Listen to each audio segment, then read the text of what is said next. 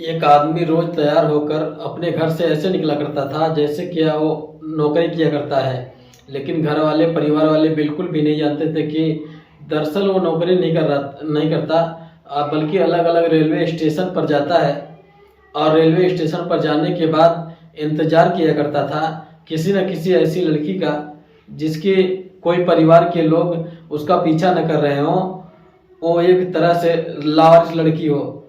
उस लड़की के पास जाकर उसे कुछ खिलाता था, पिलाता था, उससे बातचीत किया करता था। और बातचीत करने के बाद जब तक उसके दिल में अपनी जगह नहीं बना लिया करता था तब तक उसके साथ ऐसे ही रहता था। इसके बाद उस लड़की को ले जाकर सीधा कोठे पर बेच दिया करता था।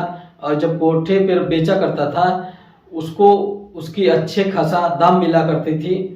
धीरे धीरे करके वक्त गुजरने लगता है और इसी तरह से उसने थोड़े बहुत नहीं, लगभग 1500 लड़कियों को इधर उधर से उठाकर सीधा कोठे पर बेच दिया करता था। ऐसे करते करते उसके पास अपना खुद का एक अच्छी खासी संपत्ति इकट्ठी हो रही थी। और धीरे धीरे करके वो व्यक्ति जो बिल्कुल गरीब था वो करोड़पति बन जाता है। उसके पास अच्छी खासी पैसे आ जाते हैं, रकम आ जाते हैं। एक दिन वो एक लड़की को जब कोठे में बेचने के लिए जा रहा था तभी उसे लड़की एक और दिखाई देती है। उस लड़की को देखने के बाद उसे ऐसा लग रहा था कि जैसे उसके खुद की अपनी बेटी है। आखिरकार उस खुद की बेटी थी और किसी और की बेटी थी। कौन थी वो बेटी? आज की कहानी जो हम आपको सुनाने जा रहे हैं, आज की कहानी उसी बेटी की है जिस बेटी की वजह से उसने न केवल पूरे धंधे को बदल दिया बल्कि उसकी जिंदगी में एक ऐसा परिवर्तन आया जिसको सुनने के बाद शायद आप लोगों को भी लगेगा, आप लोगों को भी हैरानी होगी, क्या ये सच है? क्या ये वाकई कहानी सच है? और सुनने के बाद शायद आपको भी ऊपर वाले पर भी उतना ही विश्वास हो जाएगा जितना क्या आप लोग करते भी होंगे, उससे कहीं ज़्यादा आप यकीन करने लगेंगे। वाकई अभी भी इंसानियत जिंदा है और साथ ही ऊपर वाला भी आपके साथ आपको हर वक्त देख रहा है। आप क्या अच्छा करते हैं, क्या बुरा करते हैं। नमस्ते, प्रणाम, हर हर महादेव। मैं ओम प्रकाश पाल। आज की जो सच्ची घटना मैं आपको सुनाने जा रहा हूँ, ये सच्ची घटना है उत्तर प्रदेश के जिला मेरठ की। दरअसल कहानी शुरू होती है एक रेलवे स्टेशन से, एक ट्रेन से। एक लड़की होती है जिसकी उम्र लगभग 5 साल के आसपास होती है। लड़की रो रही थी पानी के लिए, काफ़ी देर से प्यासी थी। अपनी माँ से कह रही थी कि माँ मुझे बहुत ज़ोर से प्यास लगी है, मुझे पानी पिला दो। लड़की बार बार जिद कर रही थी, रो रही थी, पानी मांग रही थी, लेकिन उनके पास पानी था नहीं।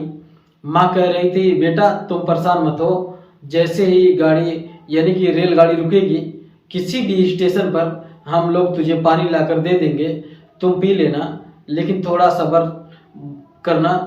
माँ बार बार अपनी बेटी को समझा रही थी लेकिन बार बार रो रही थी ताकि पानी उसे मिल जाए। उस लड़की के बाप जो पापा थे उन्होंने कहा कि बेटा तुम परेशान मत हो, ट्रेन रुकते ही मैं तेरे लिए पानी लेकर आ जाऊंगा। आखिरकार उत्तर प्रदेश का मेरठ रेलवे स्टेशन आता है। जब वो ट्रेन से उतरकर उसका बाप पानी भरने के लिए जाता है, पीछे पीछे उसकी बेटी भी आ जाती है। इसी बीच में स्टेशन पर काफ़ी भीड़ भाड़ होती है। लड़की भी नहीं समझ पा रही थी कि उसके पापा ने कहाँ से पानी भरने के लिए गए हैं। वो महिला भी नहीं समझ पा रही थी जो उसकी बेटी है उस ट्रेन से नीचे उतर चुकी है। आखिरकार उस व्यक्ति ने पानी भरा और पानी भरने के बाद जाकर आराम से उस ट्रेन में बैठ जाता है। और ट्रेन में बैठने के बाद वो अपनी बेटी को लगातार आवाज़ें लगा रहा था। इसी बीच में ट्रेन की सीटी बजने लगती है और जैसे ही ट्रेन की सीटी बजती है वो ट्रेन वहाँ से चलने लगती है।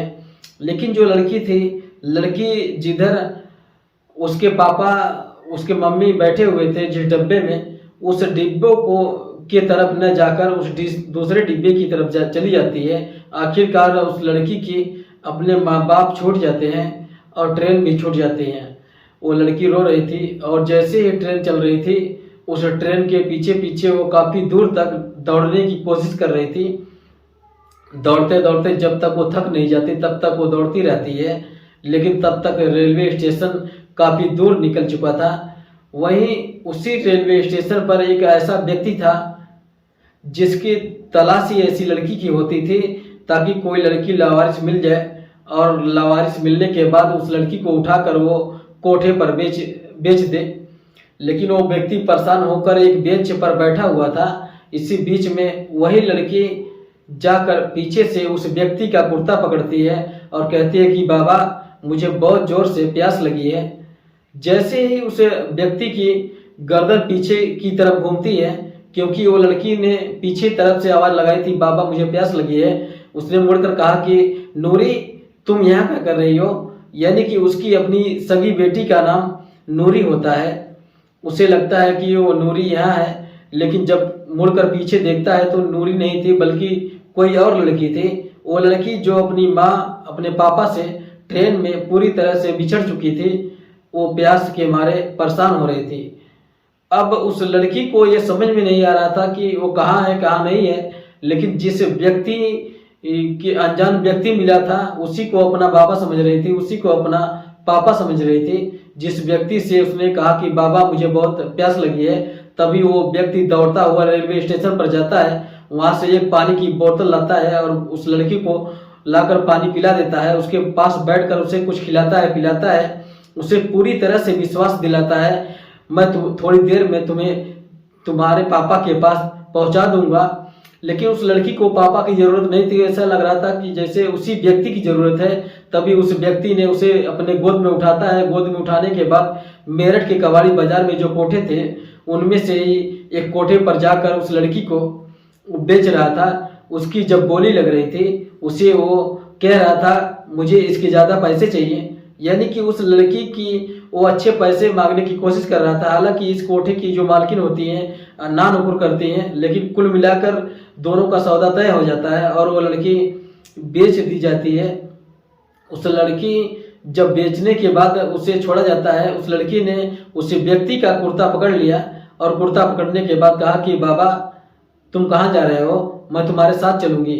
वो व्यक्ति समझ नहीं पा रहा था आखिरकार ऐसी बात क्यों कर रही है। जब जब वो लड़की बोलती थी तब तब उस व्यक्ति को ऐसा लग रहा था जैसे कि उसकी अपनी सगी बेटी रोक रही है, सगी बेटी बोल रही है।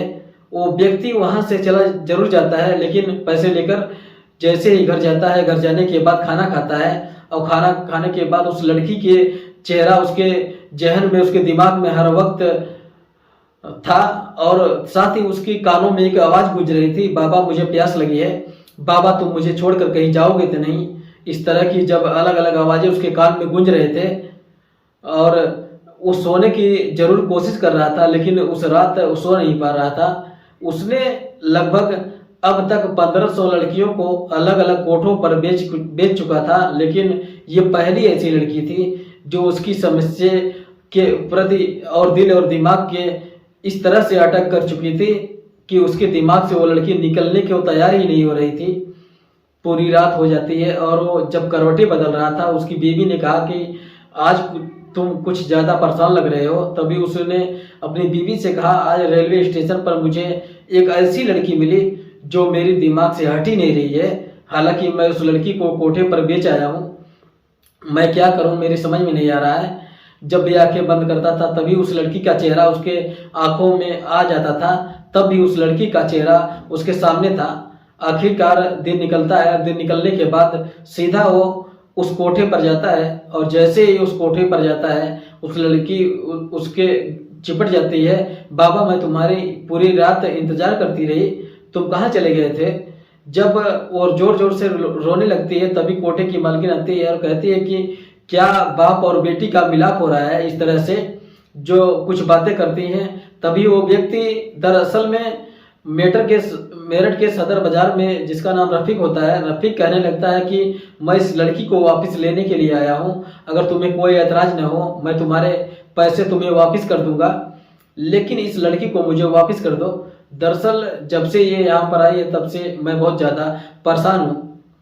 अब कोठे की मालकिन ने कहा जो माल बिक जाता है कभी वापस नहीं होता, इसलिए तुम अपना काम करो, किसी नए ग्राहक नए माल की तलाश में जुट जाओ जैसा काम करते हो और ज़्यादा होशियार बनने की कोशिश की, तुम्हारी अगली पिछली जितनी भी कहानियाँ हैं वो सब खोल दिए जाएंगे।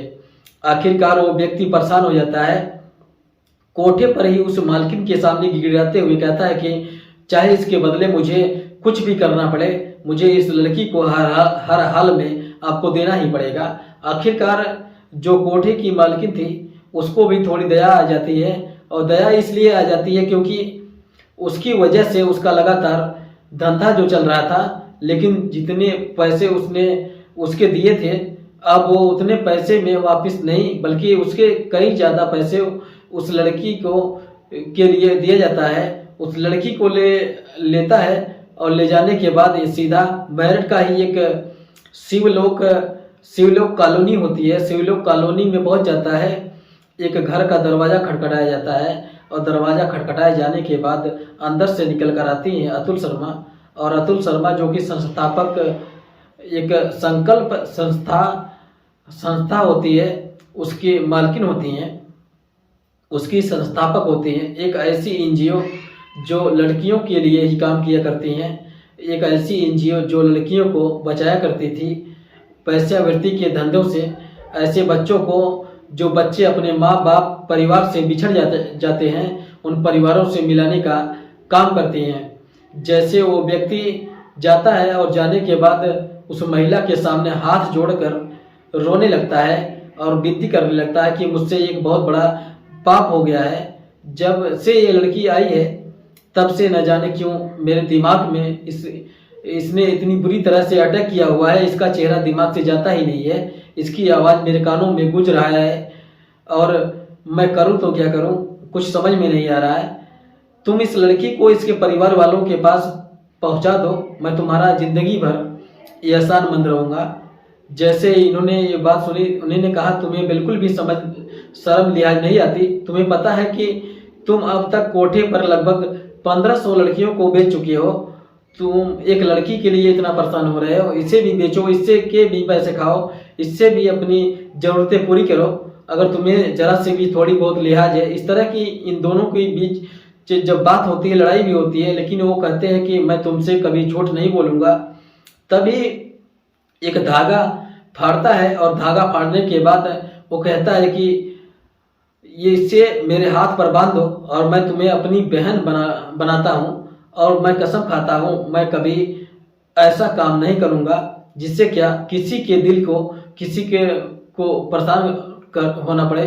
जैसा ये बात कहे तो अतुल शर्मा को लगता है थोड़ा ये बात सही कर रहा है, शायद ये बदल चुका है, शायद ये सही बोल रहा है। शायद उस लड़की को उसके पास रखा जाता है। उसके बाद जीआरपी थाने जाती हैं, पुलिस से संपर्क करती हैं और अखबारों में लगातार कोशिश कर रही थी, कोई ऐसी खबर तो नहीं छप रही है। पुलिस से लगातार बातचीत कर रही थी कि ऐसे 5 साल की कोई लड़की जो रेलवे स्टेशन पर छुट्टी हो, जो अपने परिवार से बिछड़ गई हो, लेकिन इस बीच में कई बार कोशिश करने के बाद भी कहीं भी कोई भी ऐसी जानकारी मिल ही नहीं पा रही थी, न अखबारों में, न पुलिस स्टेशन पर, न ही रेलवे स्टेशन पर।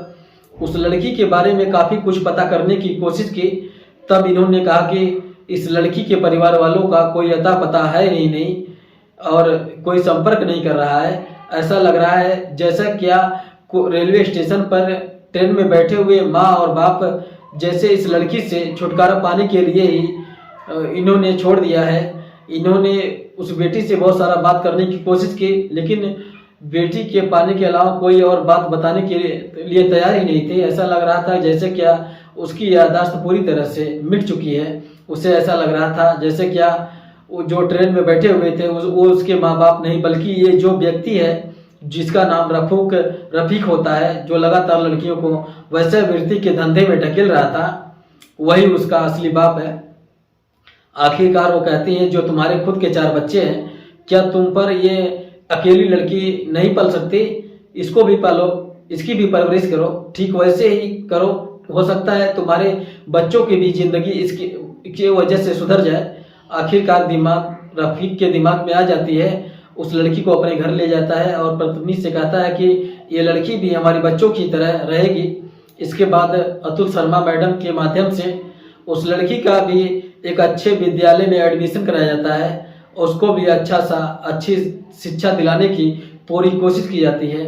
अब जितने भी बच्चे थे, 4 बच्चे इस घर में पहले थे, एक लड़की और आ जाती है, 5 बच्चे की बिल्कुल ठीक वैसे ही पढ़ रहे थे जैसे कोई भेदभाव ऊंच नीच और ये नहीं कि मैं कोई बच्चा पराया है। सब बच्चों का एक जैसे ख्याल रखा जा रहा था, सब बच्चे पूरी ईमानदारी से पढ़ाई कर रहे थे, जिंदगी में बिल्कुल ठीक चल रहा था। उस व्यक्ति ने रेलवे स्टेशन पर जाना छोड़ दिया और उसे कहीं से कोई सूचना मिला करती थी कोई लड़की गायब हो गई है, वो सीधा संकल्प संस्था के संस्थापक जो होती है अतुल शर्मा, उनको फोन करता था और फोन करने के बाद उनसे बताया करता था इस तरह से लड़की है जो बेची जा रही है। उसने बाद में कई लड़कियों की जिंदगी जो दलदल में फंसने से बचाई। साथ ही कुछ वक्त आगे बीत जाता है, लड़कियों की पढ़ाई, बच्चों की पढ़ाई चल रही थी।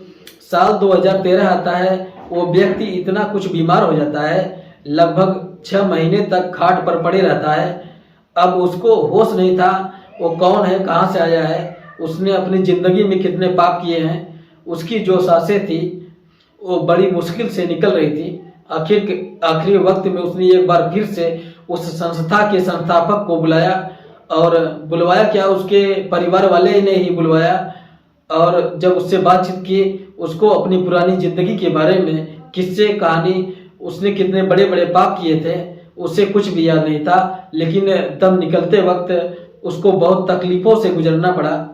फिर वो 2013 में उसकी मौत हो जाती है और मर जाता है। लेकिन जो उसके बच्चे थे, उसकी बीवी ने उस बच्चों को बड़ी अच्छे से परवरिश की, और ज़्यादातर सभी जो बच्चे थे, चारों पाँचों, वो अच्छे नौकरी हासिल कर लेते हैं और BBA करते हैं, कोई BSc करता है, कोई डॉक्टर बनता है, कोई इंजीनियर बनता है। इस तरह से अपनी अपनी ज़िंदगी में जो हासिल कर सकते थे बढ़िया से बढ़िया वो हासिल करते हैं।